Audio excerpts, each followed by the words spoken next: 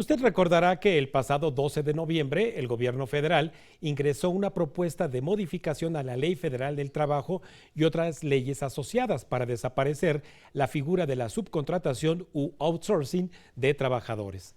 Esta propuesta se ingresó a la Cámara de Diputados para ser analizada y discutida inicialmente en las comisiones y eventualmente pasar al Pleno para su aprobación o rechazo. Pero en el camino las organizaciones empresariales levantaron la voz, en primera instancia por no haber sido tomadas en cuenta en la integración de la propuesta, y lo que han logrado es abrir mesas de diálogo con el gobierno para revisar y aportar a que la propuesta sea la mejor para no afectar el mercado de trabajo, en la generación de empleos y en la competitividad de las empresas de todo tipo, industriales y de servicios. Esta propuesta de desaparecer la figura de subcontratación en el entorno de una crisis económica y de desempleo parece no ser la mejor idea, pero ¿qué le parece si analizamos esta situación con una líder empresarial de nuestra entidad y de quien le comparto una semblanza? Laura González Hernández, licenciada en Administración de Empresas por el TEC de Monterrey Campus Toluca y máster en Marketing por la Escuela de Alta Dirección y Administración en Barcelona, España. Actual presidenta del Consejo Coordinador Empresarial en el Estado de México. Consejera nacional y vicepresidenta de Enlace Legislativo de la CONCANACO. Miembro de la Comisión de Enlace Legislativo del Consejo Coordinador Empresarial Nacional 2018-2019. Maestra Laura Hernández, como siempre te agradezco muchísimo esta tarde que me concedas parte de tu tiempo para conversar acerca no solamente de lo que es el outsourcing, sino también traigo otros temas pendientes ahí contigo. Inicialmente, incluso todavía hoy, martes al mediodía, se dejaba ventilar la posibilidad de que el gobierno haya abierto un poco la puerta a la negociación sobre uno de los recursos más importantes para las empresas, que son los recursos humanos. Como líder empresarial en nuestro Estado de México, maestra, las empresas, ¿cómo están viendo de verdad que camine esta propuesta que entró de golpe el 12 de noviembre? Pues muy buena tarde, me da mucho gusto saludarle, doctor, y estar aquí de nuevo, platicando sobre este tema tan importante para las empresas y tan importante para el sector productivo de este país. Pues es un tema que ya por décadas se ha estado madurando en México, tanto como existe en otros países, que es una modalidad muy cotidiana de contratación de personal que por su propia naturaleza no tendría algo de malo, por el contrario, logra ciertos ahorros en las empresas, incentiva el empleo formal, promueve la estabilidad laboral y, en fin, diversas ventajas que tiene este modelo de contratación de personal. Pero efectivamente, desde el día 12 de noviembre, y tema que ya se veía venir, porque ya había sido un tema como uno de los pilares en el ámbito laboral desde la entrada de este gobierno federal.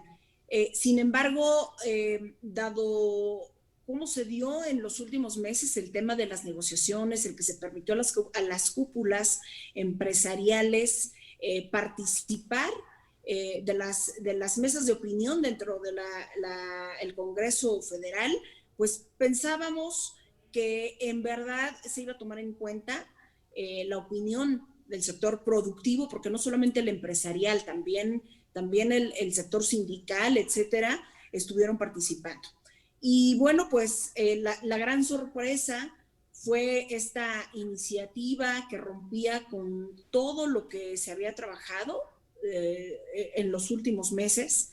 Sin embargo, bueno, ya vemos que como todo tema que de pronto intenta polarizar las opiniones, puede frenarse por el cúmulo de intereses que toca, tanto de un lado como del otro, tanto de la iniciativa privada como del gobierno.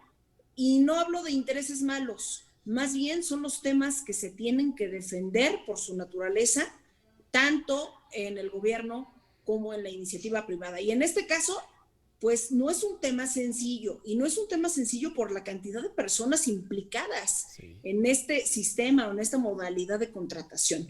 No olvidemos que el INEGI, con el Censo Económico 2019, nos presentó información muy reveladora de cómo ha sido el crecimiento a lo largo de los últimos años del esquema de subcontratación o de outsourcing, donde en 2019 ya rebasa los 4 millones de personas que están contratadas bajo esta modalidad, y que no va a ser sencillo echar para abajo ese esquema bajo las condiciones que hemos escuchado. Maestra Laura González, incluso tú eres más joven que yo, desde luego, pero a mí me tocó ver capítulos en donde la llamada paz laboral, es decir, entre empresarios y sindicatos, fue muy ríspida en el pasado.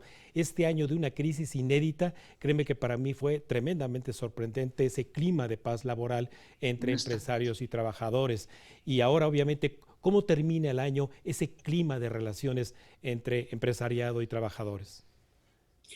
Yo coincido, doctor, con el hecho de que para el nivel de preocupación en el que estamos, para el nivel de incertidumbre que provocó no solamente la pandemia, sino el cúmulo de la crisis económica que venimos arrastrando en los últimos años, la paz laboral, el nivel de acuerdo entre el sector empresarial y el sindical es inédito. Y debo de presumir un poco que en el Estado de México, más que nunca se fortaleció la comunicación entre empresarios y sindicatos. ¿Por qué? Porque a pesar de todo lo que la pandemia trajo, que por cierto acaba de dar un dato muy revelador el INEGI, respecto al Estado de México, por ejemplo, la mortandad de empresas a causa del COVID representó más del 20%. Sí. Cuando nacieron más o menos el 14% de empresas, murieron una de cada 5, de acuerdo a cifras del INEGI, en el Estado de México. Puede que sea temporal, lo más probable es que sea de forma definitiva, porque no hay forma de una recuperación pronta, por lo menos no al corto plazo, y eso implicará muchos retos.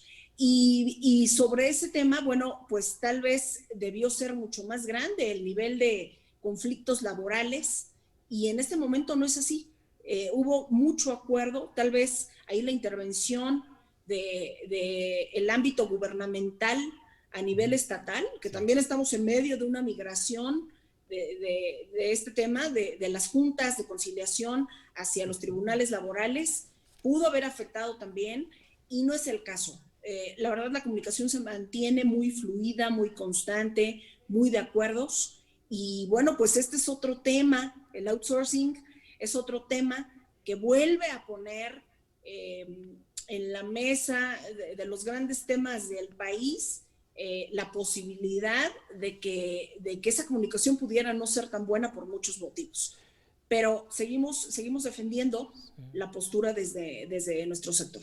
Sí. Maestra González, y finalmente, hacia el 2021, sin duda que la política local, como lo acabas de mencionar, en el Estado de México, en este diálogo con el gobernador y obviamente sus funcionarios, apunta hacia el 2021 a hacer el mayor de los esfuerzos ante un año de recuperación, de crear los incentivos adecuados, repito, a nivel local, sin fijarnos en que se ocurren o no a nivel federal. Absolutamente, doctor. Estamos en un momento crucial en el que la política local de atracción de inversiones tiene que ser totalmente diferente a lo que hemos visto hasta el momento. Tiene que ser más agresiva. Tenemos que ir por las inversiones, y sí, a través de incentivos, como se maneja en cualquier otra entidad y como se maneja en todos los países. Eso es algo que hemos tocado mucho con las mesas estatales, con el gobierno estatal, porque necesitamos ser más competitivos para atraer inversión. No todos los sectores alrededor del mundo y en México están afectados. Muchos sí tienen la posibilidad de invertir y de traer nuevos empleos, y sobre ellos es sobre los que tenemos que concentrarnos, con ofrecer las mayores facilidades, no entorpecer su llegada con temas, por ejemplo, regulatorios, y por el contrario, tener un paquete de incentivos diferenciados contra el resto de las entidades y que puedan competir con otras regiones del mundo incluso, para que podamos garantizar la llegada de inversión al Estado de México, porque mucho es lo que estará afectado, sobre todo la pequeña empresa, y toda esa gente que se queda sin trabajo a causa de la pandemia y a causa de la crisis económica, necesariamente deberá tener una fuente de empleo, porque si no se puede provocar un gran problema social. Ya lo creo. Y aquí estaremos pendientes y molestándote, maestra, para saber cómo camina justamente ese diálogo a nivel local, que es tan relevante porque en una entidad federativa con tanta migración del resto de la República hacia acá, bueno, pues los desafíos son muy importantes para el empresariado. Muchísimas gracias, maestra Laura González. Como siempre, agradezco tu tiempo. Esta es tu casa y hasta la próxima. Doctor, muchísimas gracias por la oportunidad y seguimos atentos a todo lo que pase en nuestro estado y en nuestro país. Muy Cómo buena no, tarde. muchas gracias, Laura, te agradezco muchísimo. Bueno, pues como usted lo acaba de escuchar en la conversación con nuestra invitada, en la figura de la subcontratación de trabajadores hay ventajas competitivas y respecto a los derechos y prestaciones de los trabajadores también, como hay empresas que han abusado de ello definitivamente, pero lo que se esperaría sería una verdadera conciliación de intereses entre empresarios y gobierno. Antes de dar un breve corte, le recuerdo nuestras redes sociales de la Agencia Mexiquense de Noticias para que nos siga en Facebook y en Twitter, @AMX Noticias y @Raimundo Tenorio.